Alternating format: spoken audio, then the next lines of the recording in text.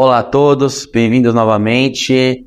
Iniciamos agora o segundo eixo do nosso curso de Design de Políticas Públicas. Nesse episódio vamos tratar sobre o politicamente sustentável com o Matheus Delbon, da Evoluta Administração. Ele vai continuar abordando esse tema conosco. Eu queria que você iniciasse pontuando o que é crucial para o sucesso de um gestor dentro do eixo do politicamente sustentável. Kaique, no episódio anterior a gente falou muito da parte técnica. Eu acho que a gente até colocou algumas técnicas de como isso pode ser feito. E aí agora nós vamos pegar aquela técnica, por que ele ter mais uma solução e trazer politicamente sustentável. Numa democracia, isso tem que ser, a sustentabilidade política é essencial. Não só junto ao poder legislativo, esse é um dos poderes. É lógico que você precisa ter uma composição favorável para aprovar os seus projetos, para governar com uma certa tranquilidade, e é princípio democrático essa busca. Então você vai ter que fazer concessões, vai ter que ajustar essa base, mas vamos lembrar que politicamente sustentável é expandido, né? Então tem que ser a politicamente sustentável junto à política dos meus servidores, política interna, sindicato, grupos de pressão, grupos de trabalho, a minha sociedade civil organizada, associações comerciais, igrejas, organizações filantrópicas, organizações de confrarias, as mais diversas, grupos, bairros, zonas, né, zonas geográficas, enfim, todos esses grupos, então, eles têm que sustentar a sua política. Então, esse olhar, e é um negócio muito engraçado, no Brasil, a gente tem medo de falar sobre esse assunto, como se fosse algo errado, né? Eu lembro uma vez, eu até escrevi um artigo sobre isso, sobre o toma lá da cá, como se fosse a pior coisa do mundo. Eu acho que a questão é se o toma lá da cá não for saudável. Mas um toma lá da cá saudável, ele existe, ele é princípio democrático.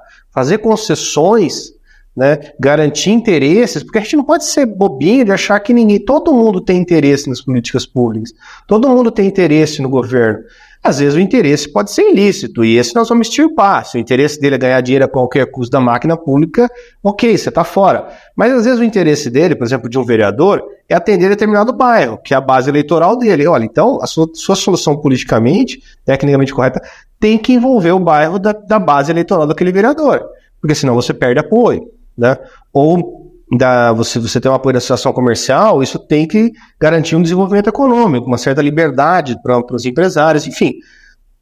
Não há nada de errado em entender isso, né? Então eu acho que esse é o principal ponto, né, desse politicamente sustentável, para entender se vão ou não apoiar a sua medida.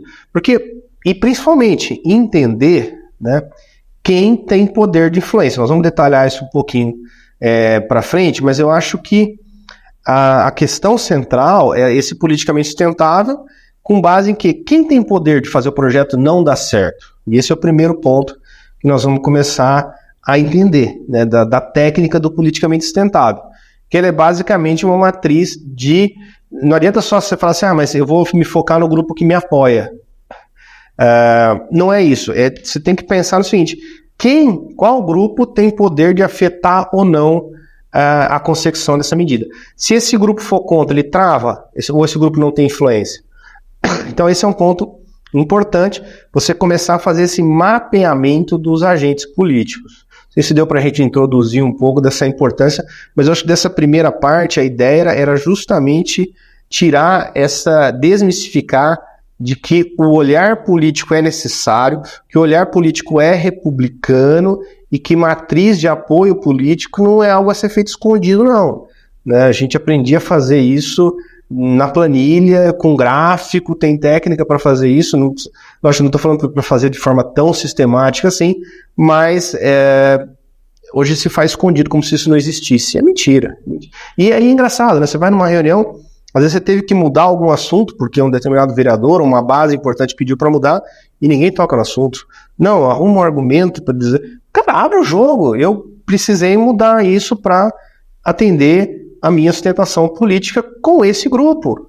Esse grupo XPTO é importante para o governo, eles são um grupo que nos ajudaram a se eleger, ele é uma base eleitoral importante e ele precisa ser atendida. Não tem nada de errado, se você não fizer nada de ilegal, não tem nada de errado ter grupo de interesse. Excelente. Acho que um ponto importante sobre esse início Pensando em quem está iniciando, né? Muito de quem está acompanhando a gente aqui está iniciando, acabou de ser eleito, ou vem de outro segmento que não a administração pública, pensando na construção desse ambiente de apoio político, de certa medida, dessa autorização, quais são as iniciativas que você pontuaria? Então, eu acho que o primeiro ponto é a gente entender o ambiente de autorização, que a gente chama. É um termo técnico, né? Para dizer o quê? Assim, quem vai fazer aquilo acontecer? Né? Em administração seria o nível tático, e tem estratégico, nível tático. Quem vai fazer isso acontecer? Porque essas pessoas que precisam ter apoio. Você vai fazer uma... Então, se eu vou fazer uma política, por exemplo, qualquer, por exemplo, gestão de pessoas, quem são os grupos de apoio? Eu tenho a Câmara, que eu tenho que aprovar uma lei, ou se é um grupo, é um agente de autorização, ele vai me autorizar ou não, tem isso. Depois eu vou ter os servidores que vão fazer isso acontecer, o RH, é um outro grupo que precisa estar dentro. Aí depois eu preciso, muitas vezes, ter a imprensa, vai ser um grupo importante, eu sou suscetível a essa pressão, sim, não. Isso depende de cada caso. Então, quem vai autorizar a política pública acontecer? Né? Então, se muitas vezes eu precisar falar com os comerciantes de uma determinada rua, isso é importante. Ter isso mapeado é muito importante, porque muitas vezes a gente vê o contrário também. A pessoa sofrendo com uma pressão, principalmente externa, preocupada, né, principalmente em algumas prefeituras pequenas, que a gente brinca que tem a secretaria de rede social, fica acompanhando pelas redes sociais, mas estão falando mal, mas que grupo que está falando mal? Esse grupo tem influência sobre essa determinada política pública? Se sim, ok, vamos nos preocupar. Se não, não tem que se preocupar. Então, essa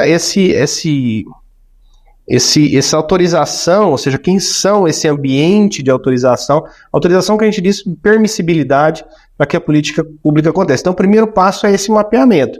Então, para essa política pública acontecer, eu tenho que falar com A, com B, com C. Se é uma Santa Casa, por exemplo, vamos dar um exemplo prático. Fazer uma política pública de gestão de saúde pública por organização social. Eu, particularmente, acho muito interessante, a gente tem visto bons resultados. Bom, quem são os agentes? Toda a Santa Casa do meu município, que vai ter que mexer em estatuto social, vai ter que aprovar em assembleia a mudança para virar uma OS, né, uma organização social, para absorver. Então, esse ambiente de autorização, os conselheiros, eles estão dispostos a virar uma OS, e ao virar uma OS, para assumir os UBS, a UPA, enfim, eles terem novas obrigações de transparência e tudo mais, ou vai me gerar um problema? Porque às vezes eles não estão de acordo. Aí eu quero, e a gente vê lugares fazendo intervenção, fazer isso à força, então ter isso mapeado, esse agente é importante. Então primeiro eu quero saber se o conselho, se a diretoria esse ambiente de autorização está me apoiando. Se não está, e aí vem a questão do segundo eixo, eu vou ter que trazer para perto, ou mudar a solução técnica. Então se eu for pensar numa solução técnica, por exemplo, gestão de saúde pública por OS, esse é um primeiro passo. Aí eu tenho várias formas de fazer. No brainstorm a gente pensou, transformar a Santa Casa local, só estou falando de Santa Casa, mas entidade local, casa de saúde, beneficência, enfim, em entidade filantrópica, em OS, os estatutos delas comportam, tenho gente para compor um conselho de administração. Essa é a primeira solução. Solução 2, trazer uma organização de fora, tem instituição de renome interessada. Tem solução 3, né? A gente, por exemplo, criar uma organização social do zero. No Amazonas, por exemplo, quando a gente foi implementar modelos de OS lá, não tem. Aqui no estado de São Paulo é comum essas santas casas até centenárias. Lá esse movimento nunca existiu. Então a gente tinha que convencer a sociedade a se auto-organizar em organizações sociais para aí sim criar estratégias de transferência. Então você vê, a gente já tinha 3 formas diferentes de fazer.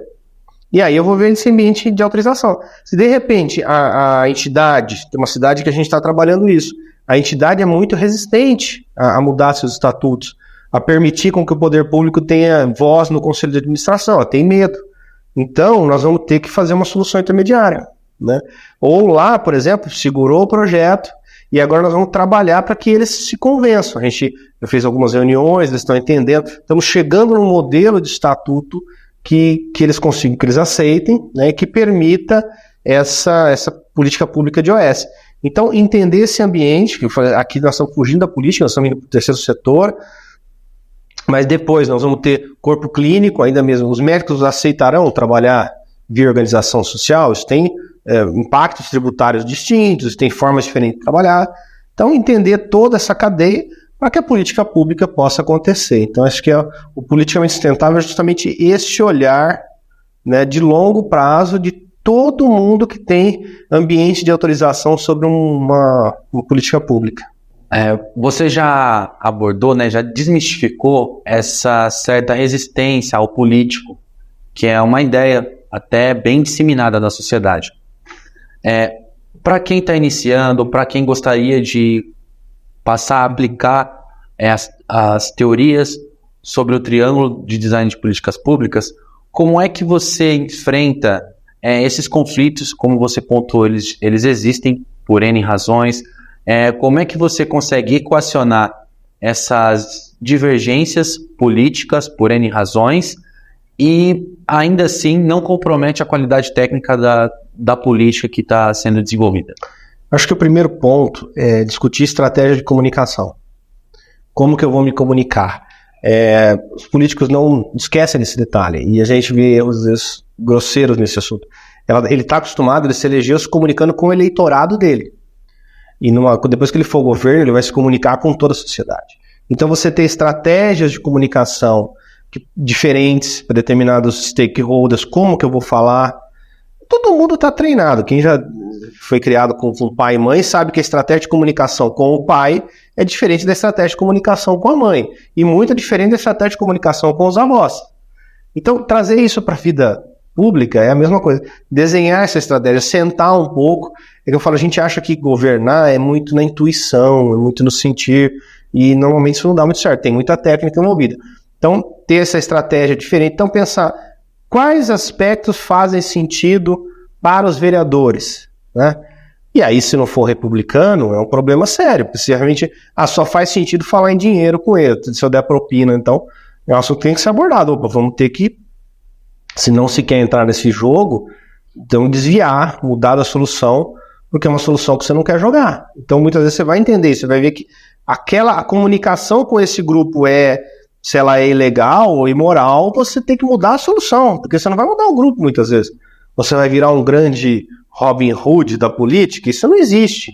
Né? A gente vê um monte de gente falando assim, o sistema absorveu. Não, ele não sabia que o sistema também joga baixo e joga sujo. Se você não quer jogar, ok, mas simplesmente se retira do jogo. Desvia o jogo, vai para uma outra estratégia, né? Se você não vai dar propina, então você vai dar espaço, você vai dar ganho de marketing, ganho institucional, alguma coisa para trazer esse cidadão, ou mudar a solução técnica, para não ter que passar por aquele ponto, né? Então abordar a importância de construir uma estratégia de comunicação que faça sentido para aquele grupo, cada grupo tem uma estratégia diferente. Depois de você ter coalizões montadas, né?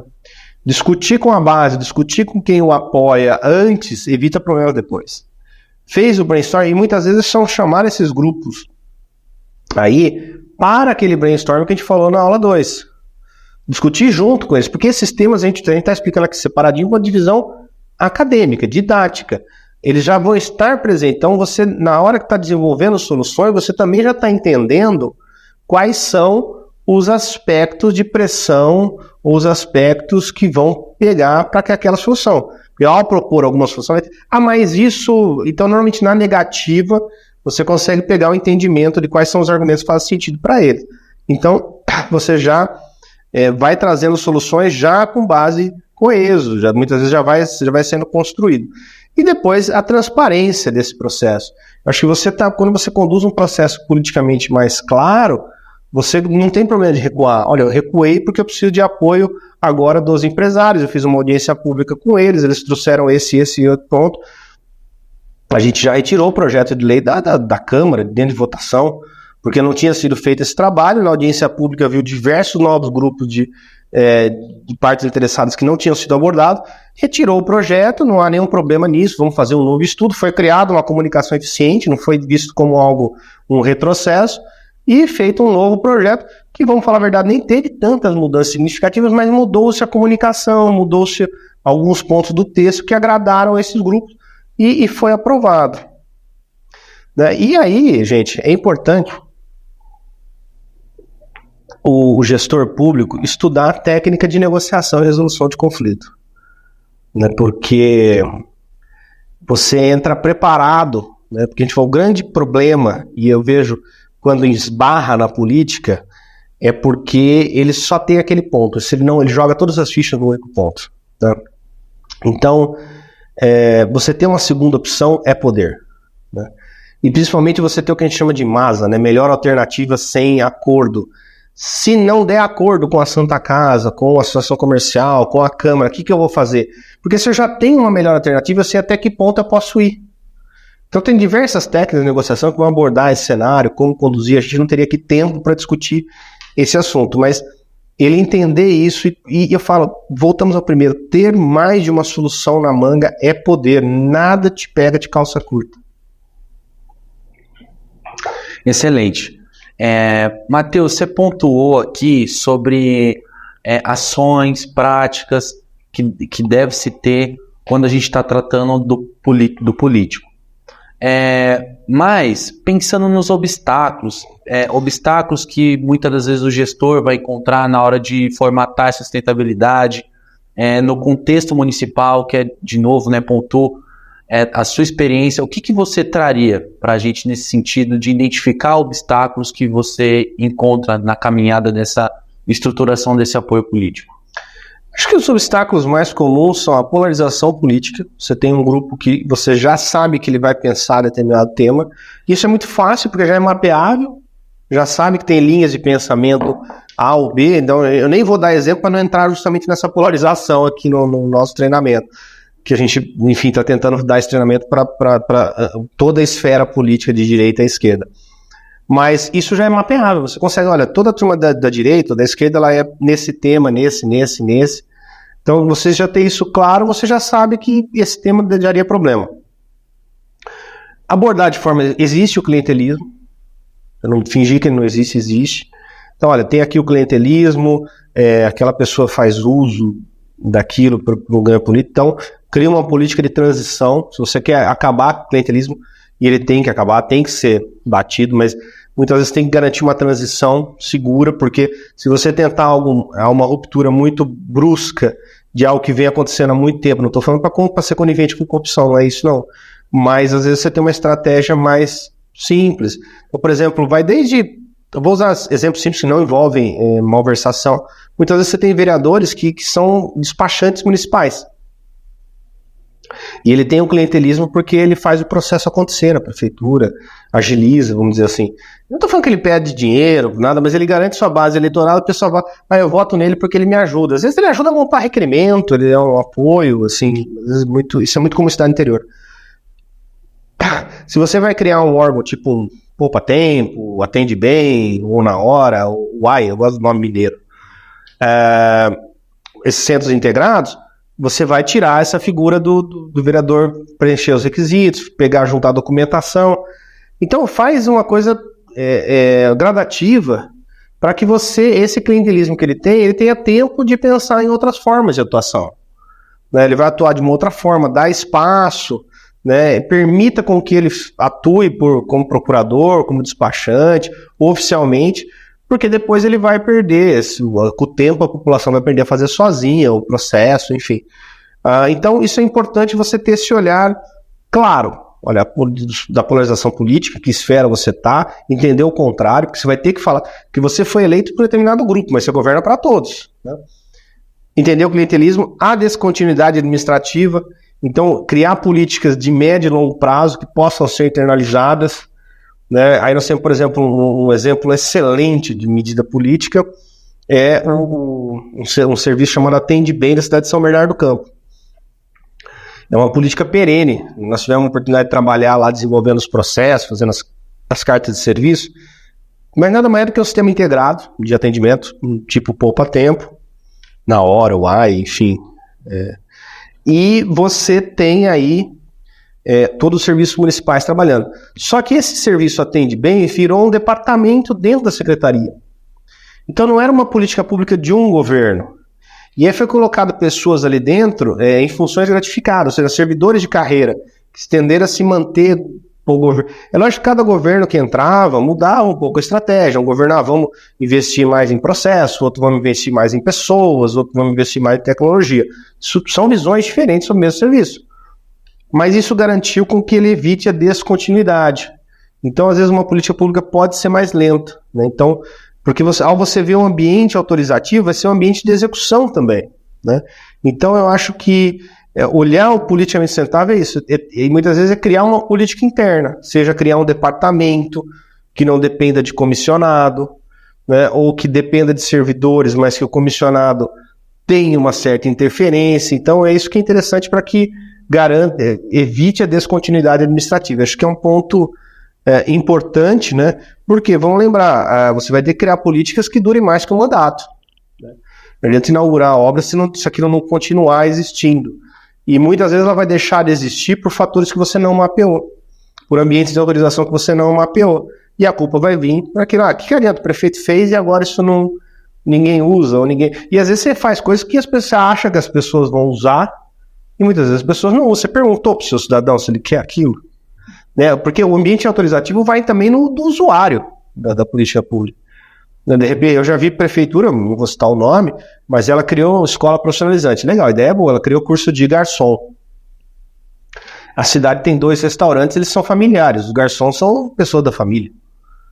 E a população... Então, assim, o agente autorizador vê isso. Vão empregar? Ele sentou para conversar com os 2 restaurantes, perguntar, falta garçom na cidade?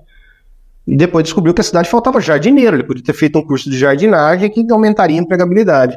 Mas isso foi, não olhar, não discutir com todo mundo da cadeia. Inclusive, pensando numa política pública lá no final. Se você vai fazer uma política pública de emprego e renda, você tem que perguntar para os empregadores se eles estão dispostos a empregar a pessoas com aquela determinada formação, daquela forma que você pretende formar.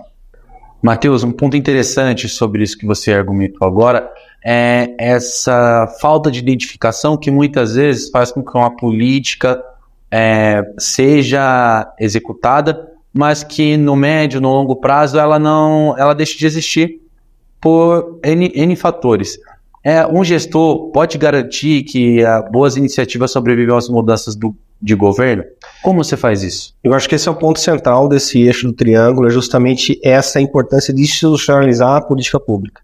A gente citou um pouco do exemplo de São Bernardo do Campo, de criar um departamento do Atende Bem, mas eu acho que quando você olhar o design da política pública, pensar assim, como que eu vou institucionalizar ela? Como é que eu vou fazer ela se tornar perene? Eu vou criar um órgão gestor, eu vou um comitê, alguém vai ter atribuição pelo menos de olhar isso? Então, isso vai desde coisinhas assim, por exemplo, Brasil afora aí se fez muita academia ao ar livre. Legal, não vou discutir se é bom ou se é ruim. Mas o que acontece é o seguinte, alguém muitas vezes não se preocupou em criar toda uma institucionalização. Eu criei essas academias, mas alguém vai dar manutenção. Tem uma equipe de manutenção licitada. Eu vou manter, né, professores de educação física da rede dando aula para que as pessoas saibam usar aquilo, ou eu vou ter treinamentos. Aqui na nossa cidade, por exemplo, tem um dia na praça que os instrutores ficam lá, ensinam a população e tem tido uma boa utilização. Tem lugares que, por exemplo, isso não é usado, né?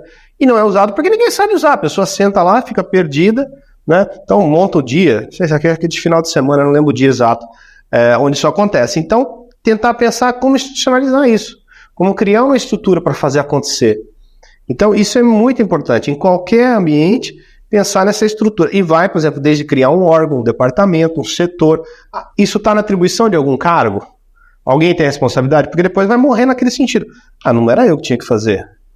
Isso não está na minha alçada, na minha descrição. Então, eu acho que isso é um ponto importante, né, sobre design de políticas públicas. Na hora que eu vou pensar no politicamente sustentável, eu tenho também estruturas políticas para dar continuidade. A gente falou muito de pessoas. Agora chegou no momento de a gente falar das estruturas. Eu tenho órgão, eu tenho setor. E isso vai ter muito a ver com o próximo episódio, que é organizacionalmente implementável.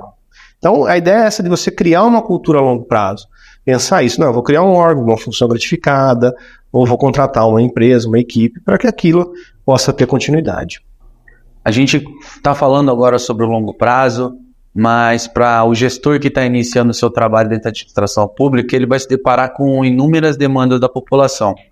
Como é que a gente equaciona esses planos mais sustentáveis que vão ser prolongados, que vão existir por um bom tempo, com as demandas imediatas? Eu acho que a grande questão é justamente você ter um governo equilibrado, né? Equilibrado do ponto de vista de ter um planejamento estratégico consistente para que você olhe para diferentes horizontes temporais. Medidas de curto prazo, médio prazo e longo prazo. Porque há uma pressão inicial no mandato, então você Tem lá a coisa dos 100 dias, que se fala muito. Então, você ter política que você precisa dar resultado rápido, até para acalmar um pouco o seu eleitor. Há medidas de médio prazo e medidas de longo prazo. As de longo prazo, muitas vezes, não são bem vistas porque vão ser outro prefeito. Mas talvez, se você, num planejamento eficiente, se você demonstrar as fases, a gente sempre fala, pique um projeto grande com vitórias rápidas. Né? E eu acho que isso é fundamental. Então você implementa projetos de longo prazo, mas demonstra pequenas vitórias e consegue comunicar essas pequenas vitórias. Olha, nós estamos, recentemente, nós estamos vendo o governo do estado fazer isso com maestria, aqui em São Paulo. Ele tem comemorado pequenas, por exemplo, uma obra de metrô, leva 10, 15, 20 anos. E eles têm feito uma comunicação eficiente das pequenas vitórias. Olha, iniciou o primeiro teste na linha, não lembro qual foi a linha, que foi esse dia que isso aconteceu, com a linha X, agora nós conseguimos isso, agora nós inauguramos o túnel. Então você consegue entregar pequenas vitórias para que não fique esquecido, senão a população acha que nada está sendo feito. Então isso melhora a sustentação política de uma medida de longo prazo, porque senão toda a pressão vai ser justamente em políticas de curto prazo. E você fica, e assim, política perene, algo mais profundo, demanda tempo, né? E sempre, como a gente falou, da questão do valor público. Qual o valor público que eu estou criando? Né? Porque se você olhar, porque o valor público não é na coisa assim, na academia, não é uma praça com academia. O valor público que eu estou buscando criar é um envelhecimento saudável da minha população. E aí, medir, estou chegando nisso? Ou só deixei o negócio bonitinho com uma foto? Matheus, para o gestor que está iniciando, o prefeito, o secretário, na hora de implementar essas práticas na busca de um eixo político mais sustentável, quais as mudanças significativas que você pontuaria?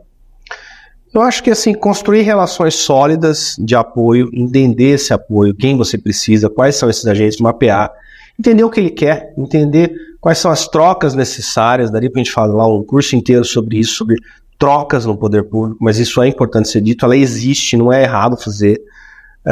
Tenha isso muito claro na sua cabeça, então vai ser fácil, na hora que você estiver fazendo brainstorm, você já sabe, eu preciso daquele ponto para isso.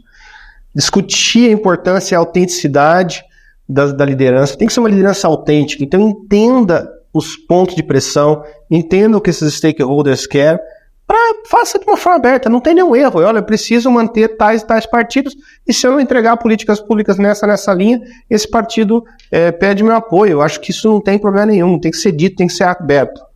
Né? Sugerir estratégias para manter um diálogo constante, né? Então você ter uma estratégia de comunicação, e está aí a importância de bons órgãos, de boa assessoria de comunicação, secretarias de administração, departamento, enfim, de comunicação, quer dizer, para que a comunicação possa ser eficiente, uma comunicação clara. Infelizmente, a gente vai em muitos municípios, a gente vai ver como é que funciona o órgão de comunicação. Ele faz post em rede social, quando faz nota para a imprensa, já está no patamar elevado. E não é isso, vai muito além. Elaborar uma estratégia de comunicação com um determinado órgão, emitir uma nota, fazer uma carta, ou mesmo posicionar um discurso porque o governante vai lá negociar. Então isso é importantíssimo. Mecanismo de criação de participação do cidadão, a gente já falou em outra aula, de uma simples participação do terceiro setor para uma solução que a gente citou, por exemplo, o caso da APA, dos cachorros. Essa participação trouxe política pública diferente. Então, mas ela nasceu justamente de um mecanismo oficial. No caso lá, a gente foi até contratado como consultoria para fazer isso, para ir lá e conduzir um brainstorm. Mas assim, você pode fazer isso dessa forma, ou através de mecanismo de participação eletrônica. Enfim, hoje a tecnologia permite pensar, né, e a importância, né, de comunicar as pequenas conquistas, para você manter a sustentação política, não ficar aquele discurso quando a imprensa vem e fala que o problema está há 2 anos sem solução, você esperar a solução que ainda vai demorar mais 2 anos. Então, se você tem pequenas conquistas, olha, nós estamos agora passando uma crise hídrica severa, acho que é a maior dos últimos 40 anos, e nenhum município está preparado. Nenhum, talvez com raras exceções. Mas a gente sabe que qualquer política de abastecimento, nós estamos falando de anos de investimentos milionários. Mas é importante comunicar. Olha, nós fizemos estudos sobre a capacidade, nós aqui em cima do Aquífero Guarani, a capacidade do aquífero é tanto, há a possibilidade de construção de mais X poços artesianos. Opa, já é uma vitória, o aquífero comporta. Ou o manancial que eu vou captar. Então, desde as pequenas soluções forem comunicadas, eu acho que isso é algo importante. E aí cabe a Secretaria de Comunicação, cabe a Ordem de Comunicação, picar isso para que possa ser celebrado essas pequenas conquistas. Matheus, novamente, obrigado pelo conteúdo que você trouxe, por dividir com a gente todo o seu conhecimento técnico. A gente vai continuar no nosso próximo episódio com o outro eixo do nosso curso sobre o Triângulo de Design de Políticas Públicas, e eu agradeço a atenção de todos. Até o nosso próximo episódio.